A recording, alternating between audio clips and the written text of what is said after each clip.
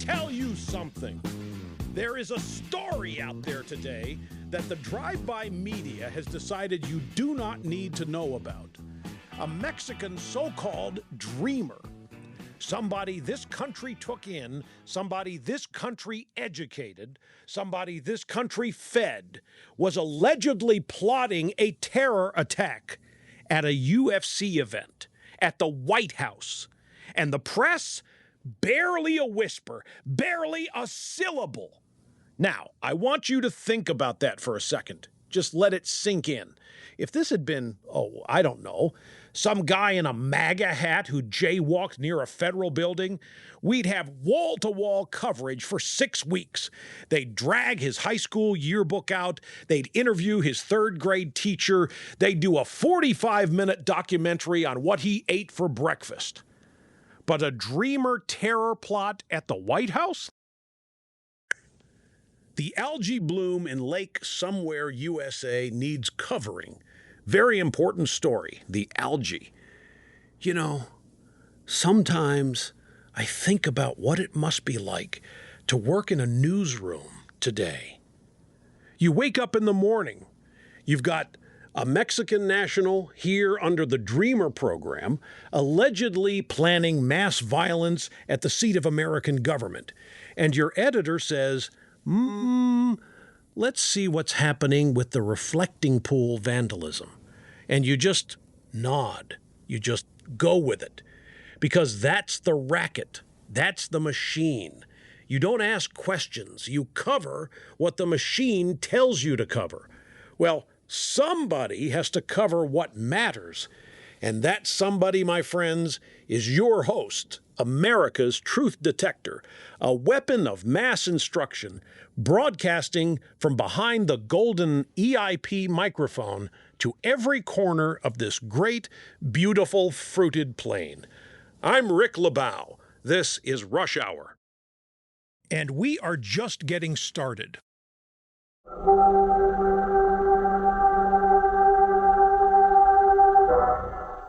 All right, my friends, let's get into this, because I have this story right here in my formerly nicotine-stained fingers, and it is a big one. The story is being called, by those few brave enough to actually report on it, one of the biggest stories of the year. And yet, if you watched the evening news last night, if anybody still does that, you would have had absolutely no idea it had happened. Here's what we know. A Mexican national here in this country under the Dreamer program, the program the left has spent 15 years telling us is sacrosanct, untouchable, the program where to raise any question whatsoever makes you a heartless, racist monster. This individual was allegedly involved in a plot, a terror plot, connected to a UFC event at the White House. Now, the details are still emerging, but let me be direct with you, because that's what I do. When a program that was sold to the American people as a pathway for innocent children to become productive members of our society produces a terror suspect, that is a policy failure of the first order. That is not a footnote. That is the headline. The left built this entire emotional architecture around the Dreamer program. Big eyes, sympathetic profiles. They were brought here as children through no fault of their own. And look, I'm not a monster. I understand the human complexity there. But here's the thing the left never wants to discuss: vetting, accountability. The fact that a program run on emotion instead of standards is a program that will eventually produce exactly this kind of result. And let me ask you something. Where are the feminazis? Where are the social justice warriors? Where is the coalition of the oppressed? All the people who told us that borders are violence. Because I'll tell you something, a terror plot is violence. An actual, alleged, documented terror plot is violence. The border is not violence. A terror plot is violence. You know what this reminds me of?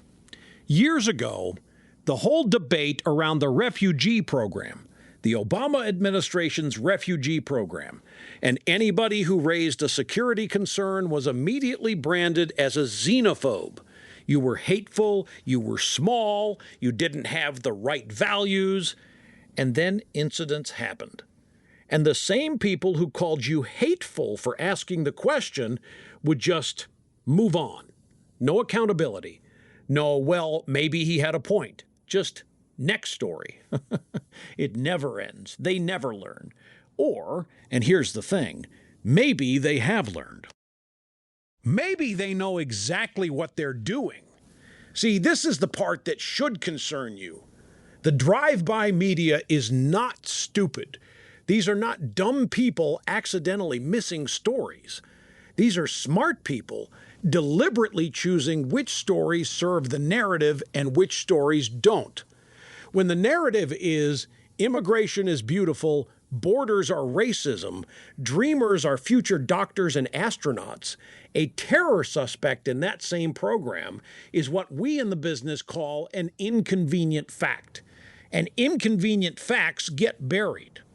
Now, I want to be clear about something because I know how this works. The moment I start talking about this, somebody somewhere is already composing a post online saying, Rick LeBow is attacking all immigrants. No. That is the laziest, most dishonest response to a legitimate security conversation. Most immigrants are fine people. Most people who came here under dreamer-related programs are not plotting anything. That's not the point.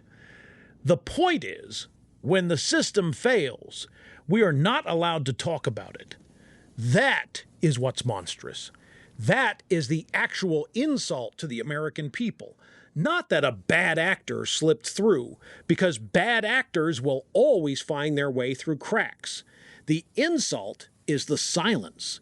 The insult is the media apparatus that has decided that your safety is a less important story than their preferred political narrative about immigration.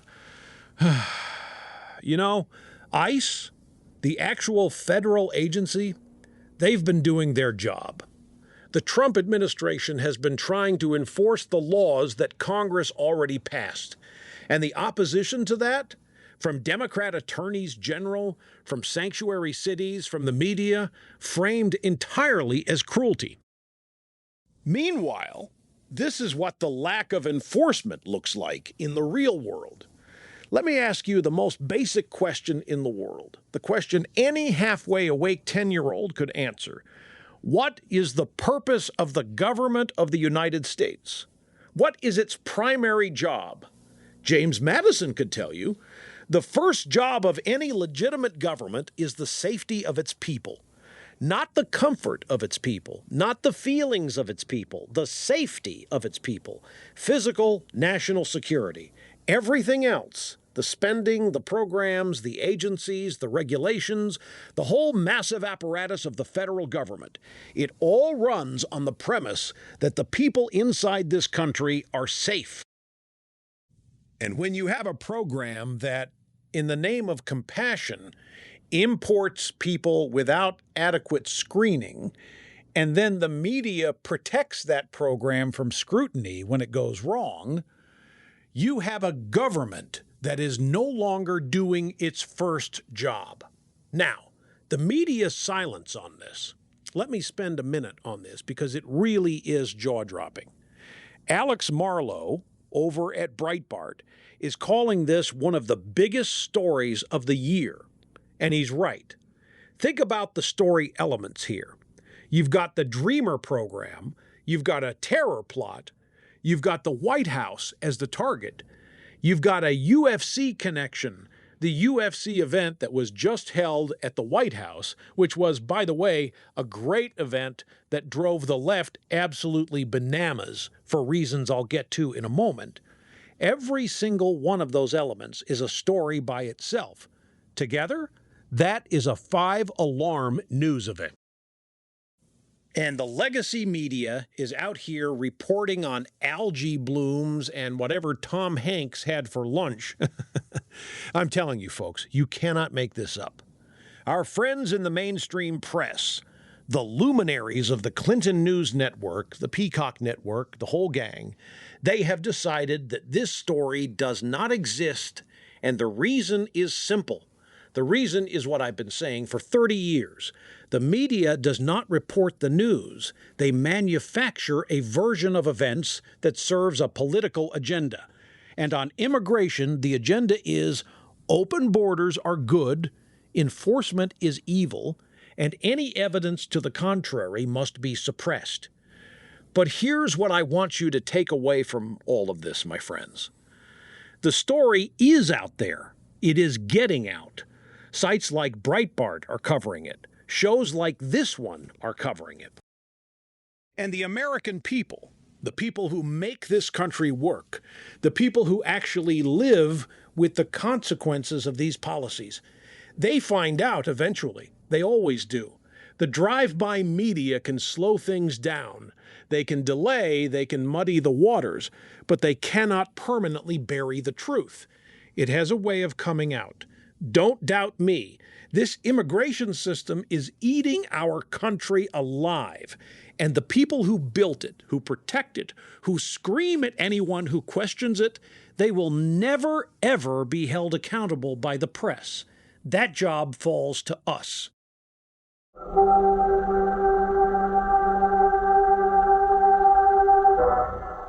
All right, the roundup.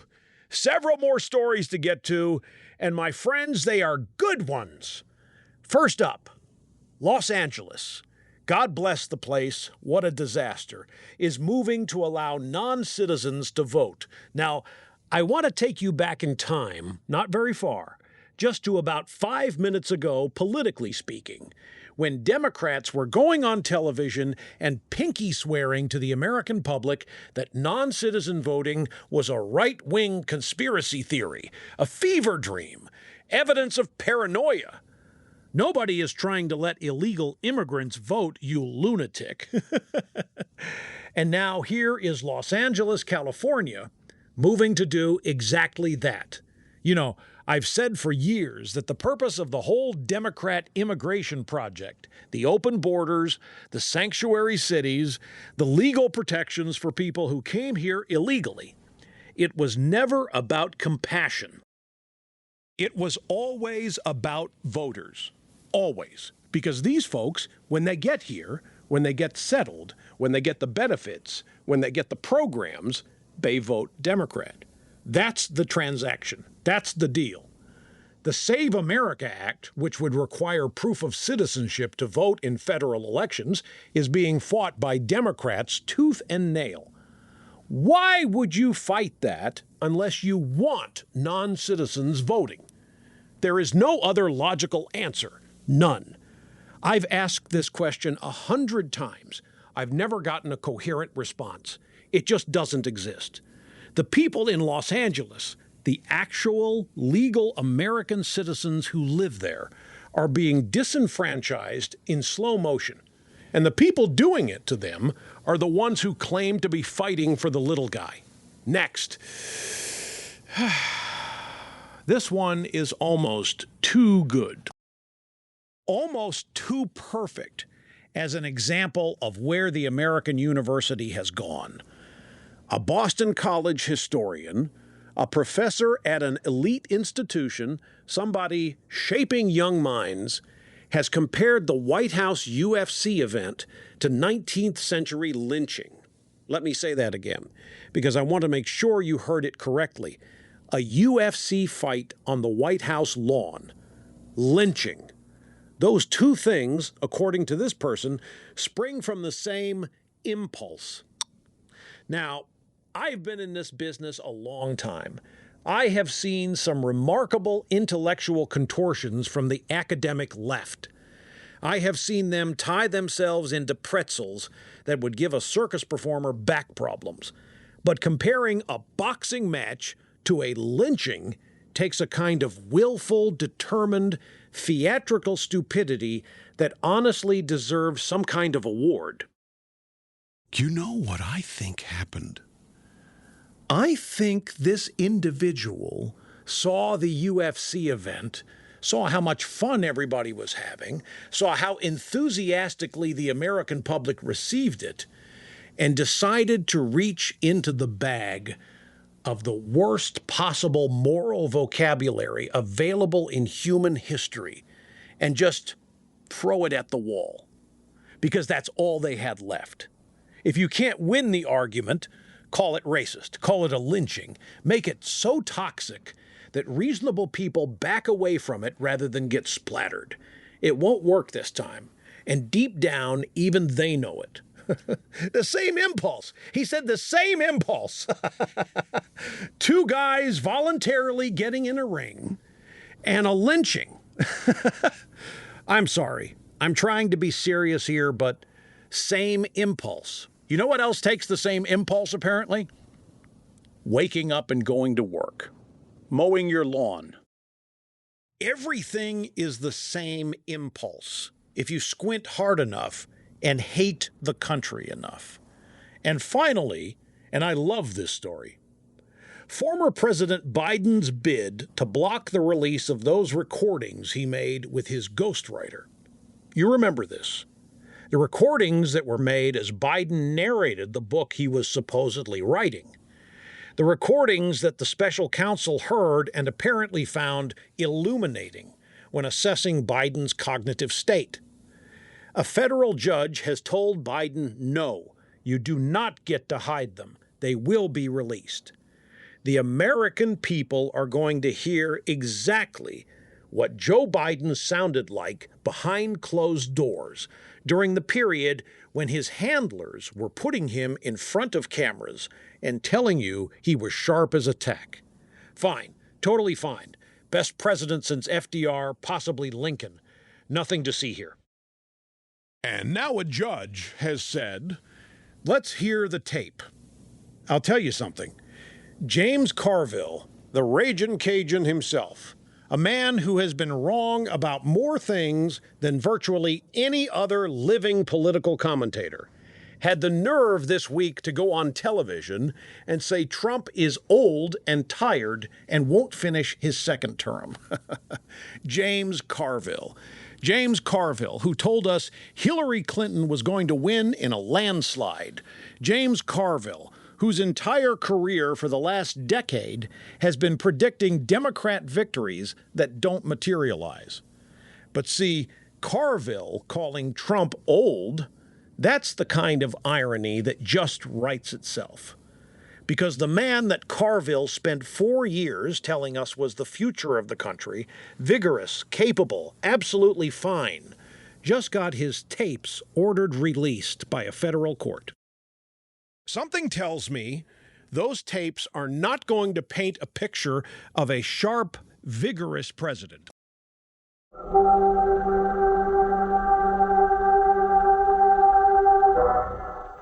All right, my friends, coming down the home stretch here.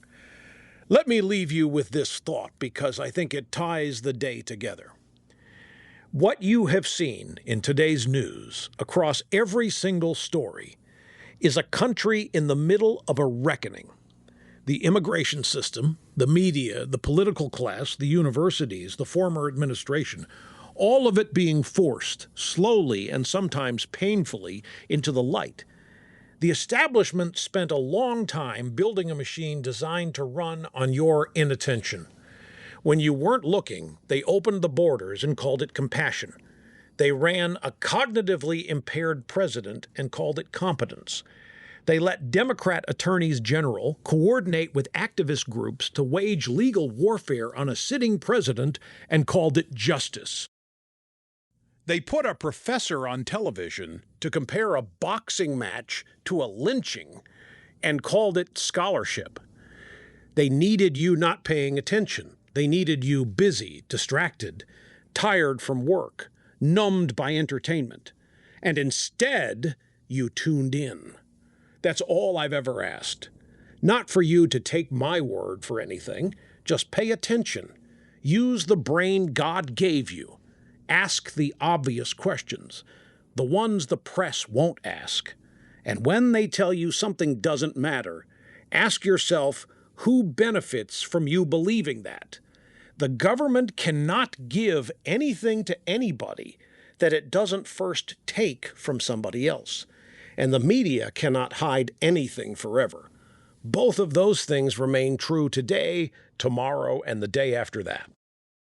It has been my honor and my privilege, with half my brain tied behind my back, just to make it fair, to bring you the news, the analysis, and what passes for wisdom from behind the golden EIP microphone. I'm Rick Liebow. This has been Rush Hour. Same time tomorrow if they let us back on.